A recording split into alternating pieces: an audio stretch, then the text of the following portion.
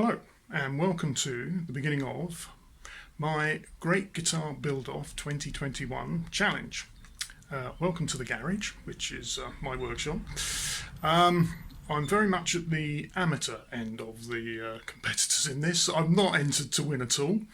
I'd entered because it's a challenge to make the thing, and I was just going to do it and show you how it goes, I suppose. Anyway, very quickly. I'll show you a little bit about what we're going to build, some plans and the materials that we've got. So starting with the plans, the inspiration for this is a guitar made by Peter Cook in the early 1980s. Peter's quite famous for having made some basses for John Entwistle, his Fender Birds, which were Thunderbird bass or Explorer bass body shape with Fender necks. Anyway, Peter did also make some other custom instruments, and one was a short-lived range called the Access, which I own one, and that's the inspiration for this, let's put it that way anyway. So I've created a plan, as much as it is, drawn out on the back of some spare wallpaper I had, and that's where we're starting from. Which is essentially just an outline of the body and the positioning of the neck, etc. for me. Here's the Peter Cook Axis that is the inspiration for the build. It's very 1980s, brass nut, huge fret wire, I don't know if you can see that, but it's really jumbo. String through, that's a Mighty Mite bridge. It's all mahogany, this, with a set neck, string through. I bought it from Andy's years ago. Well, that's the inspiration anyway. Obviously I'm using ash and I'm using a maple neck, and other things will be different, which I will explain as we progress. Okay, so I've entered the kit build rather than the scratch build. I've checked the rules, and I think that's right. But anyway, this is my kit. What I've bought is, this has come from a company called Luthier's Warehouse. I'll put a link. And what they give you is a neck blank cut from maple. Where they've already put in a truss rod channel and also channels for, and they supply graphite hardening, strengthening rods, which was more than I really needed. To be honest, I only really wanted the neck blank as such. However, I will just say one of the first things I've got to do, because there is a bit of a problem with this, is that it's not quite low enough at this end. The route seems to be on a slope upwards. The same is true with the rods. So unfortunately, whilst I bought this to try and avoid doing any routing, given that I didn't really have a template etc. for truss rods and that, I'm going to have to do something, and I'm hoping I can just try and knock up something so I can just make these a bit deeper at this end. Just to solve that problem. I mean, to be honest with these, I could probably just sand them down, but the truss rod is obviously more problematic. The other thing that came with this kit is a slotted fingerboard. Again, because I don't have the ability to cut frets as such, not accurately anyway. I've got no jigs or anything, and I don't really trust myself to mark it out. But that is essentially my kit. Now, I've only ever put together kits, full-blown kits that you would buy with everything included, and that body all cut and everything like that. And I've put together some parts casters. There's a blue thin line T style build earlier on this channel, if anyone is interested in that was a parts caster. But I bought that as my neck kit.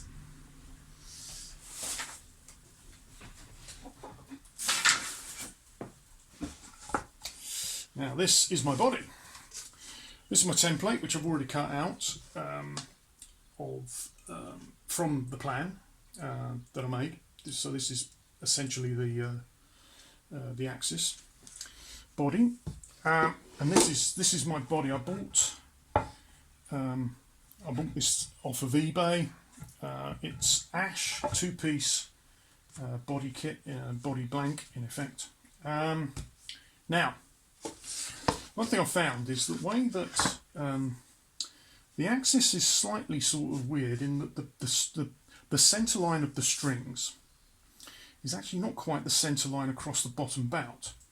So as you can see, actually it overhangs by not quite a centimetre there. If I take the join as being my centre line, which is what I want to do, because otherwise I think it's not going to look brilliant. I want to do that, given I bought a 2-piece blank. But given that, I need to check this all out. But there should be enough space here, so I'm going to try and cut off a small piece here that I can then cut and fit there. So it'll end up a 3-piece body, but only a very small amount on the very bottom of that bout, just there. And that's the plan. Plans with the body blank is that, so probably first cut that piece, measure that out, and to double check everything before I do that, cut that. I do have a very small cheap bandsaw that I recently acquired that I'm going to use for that. I'll probably then stick the main 2 pieces together, and then I'll probably take a smaller piece of the bit that I've cut off here and affix that there after we've got the rest of it all in place. What was I going to say? It's quite heavy, that's one thing, but hopefully it'll be okay. There's a fair amount to come off, so I don't have anything like a router planer or anything like a thicknesser, planer thicknesser, etc. I'm very much a hobbyist home build, so this will be a bit different from all the people who have all the kit, who know what they're doing, frankly. But anyway, hopefully I'll try and get something that I'm pleased with. So the other thing is, I probably don't trust my planing ability to make this perfect. So I've got a Crimson Guitars sanding beam, leveling beam. So I will use that probably to sand them level rather than plane them level. There's not a great huge gap, but if you hold it up to the light, you can see a few gaps. So hopefully that shouldn't be too difficult to sort. And that will probably be where we first.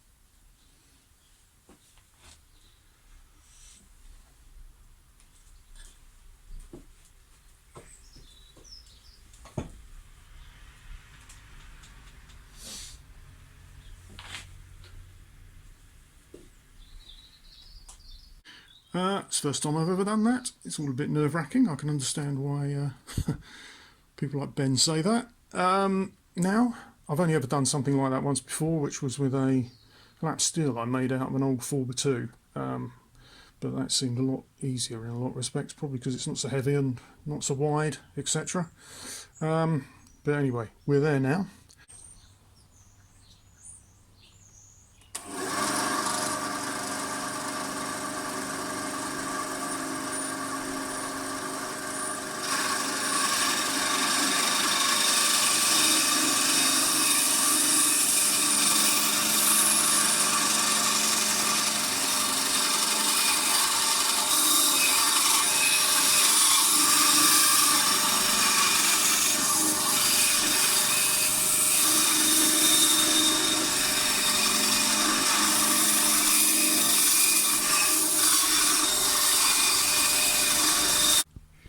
So here's the rough cut body.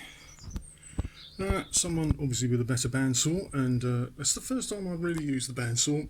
That was my first cut, which was awful. It did get slowly better, but I won't pretend that I'm any good at that. But anyway, so that's probably that for this episode. I'm going to route the body around the outside and that, and then sand that up. We'll probably be looking at in the next thing, and then I'll probably start and work on the neck.